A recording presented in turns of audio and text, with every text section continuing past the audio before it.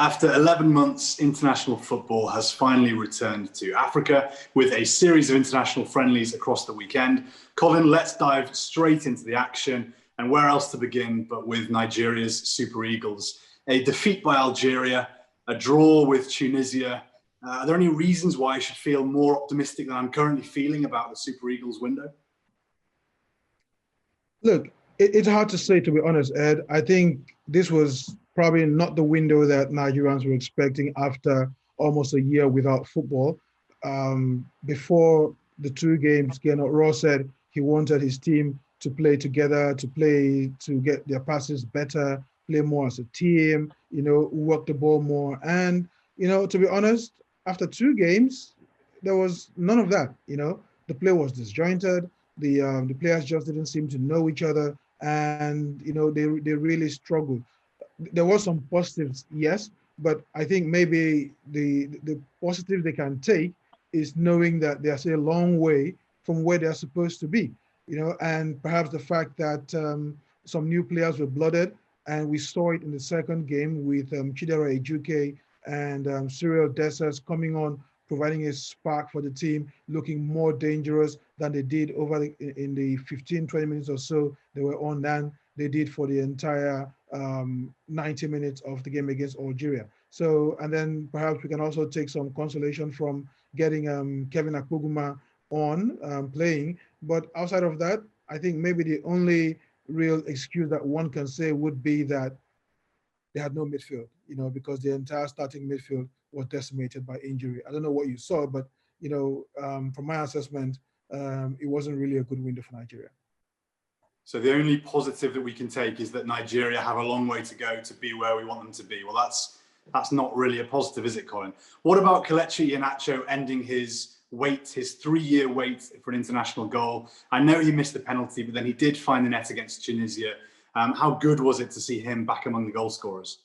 Oh, very, very good. And not just the goal scorers, but the way he scored the goal, his composure, the way he turned on a dime and just placed the ball beyond the keeper. It shows that he's still sharp, he's still confident, and he knows his way to the back of the net. I was a bit concerned, though, when I saw him. He looked a little bit, slightly overweight. I don't know, but he just didn't quite look like the slim, tidy Kelechi. So I think maybe he needs to go to the gym a bit more.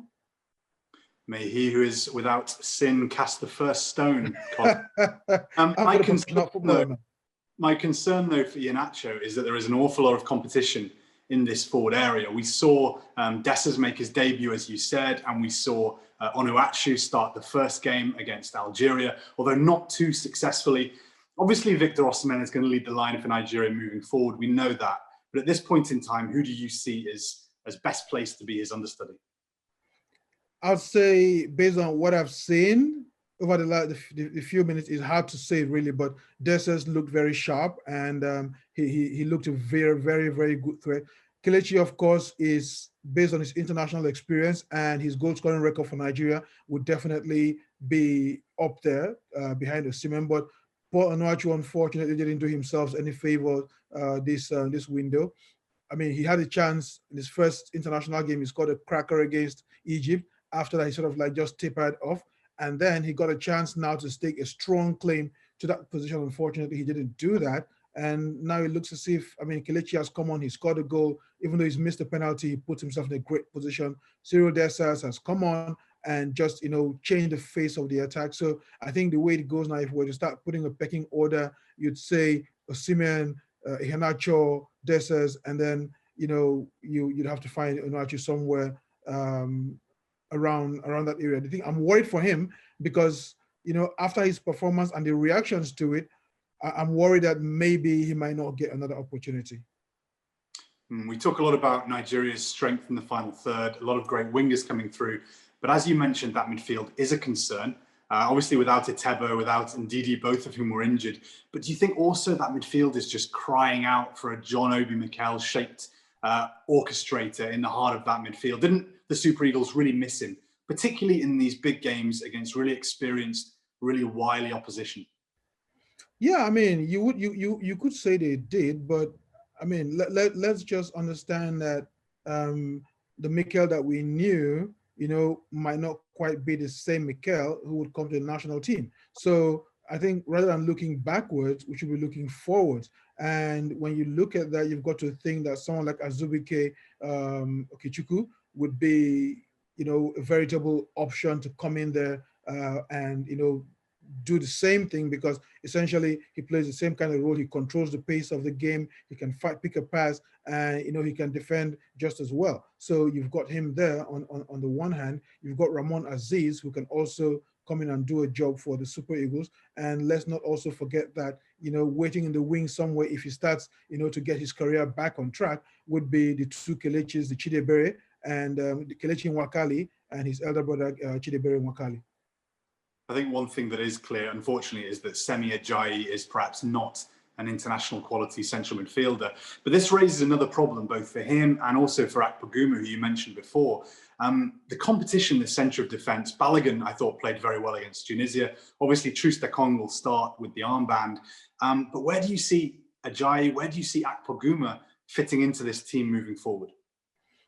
Actually, I think Ajayi, Shami, I was trying to sort of, not get a bit too hard on him because he played in what is, not his usual position. But in the games he's played for Nigeria as a center back, he's excelled absolutely. And, I think when you look at the way we considered against Tunisia, you've got to say that he probably would have done a better job. He's stronger in the air, he's good on his feet, and he doesn't let things get past him. So you've got to think that centre back position will be between him and Balogun, to play alongside Troost-Ekong. So looking at it that way, that seems to almost speak itself.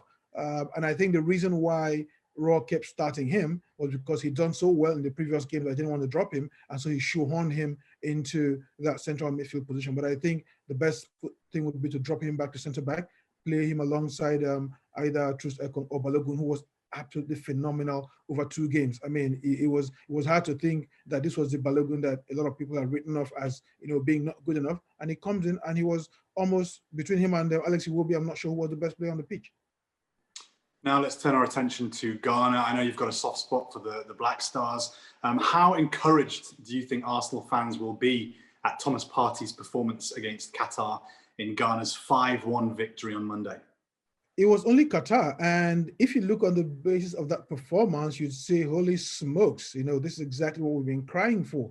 Because to be fair, I looked at that game, I saw Partey play football, and he looked like, he had the body of, or I would say he had the energy of Michael Essien and the brain of Zinedine Zidane. He was everywhere. He was pinging passes. He was creating assists, almost got a goal. But then I'd also like to balance that against the game against Mali, where he was essentially ordinary. He looked like Semi Ajayi in disguise, playing in midfield for Ghana. So you've got to put all of that into perspective, that when he is good, he can be phenomenal. When he's bad, he can also be terrible. So, looking at that, you've got to say, yes, Arsenal probably got themselves a bargain, because he's definitely going to have more good games than bad games.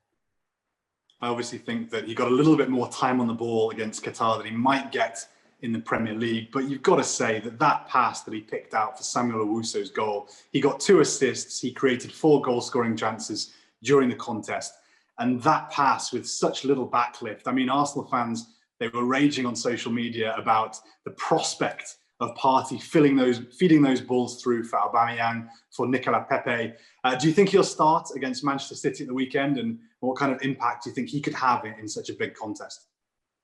Well, look, he's just come from international football, and he's hasn't trained with the team as yet, so it's doubtful whether he's going to start. He might get a few minutes towards the end, to bed him, so to speak. But I don't think that he's going to start. But when he does start, I think he's going to lock down the position for Arsenal.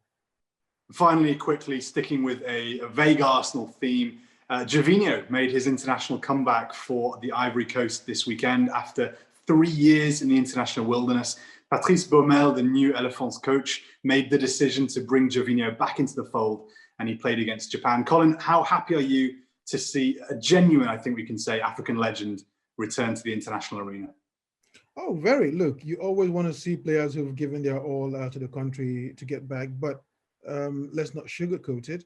Gervinho is 33, and while he has, not been exactly bad for this season, I do think that his best days are behind him, and the Elephants need to be looking ahead. Look, he can provide inspiration. It's just the same thing, when I talk about Mikel and Nigeria. He's not the same player he was a few years ago, so he can provide inspiration, but he can't be the focal point of the team anymore.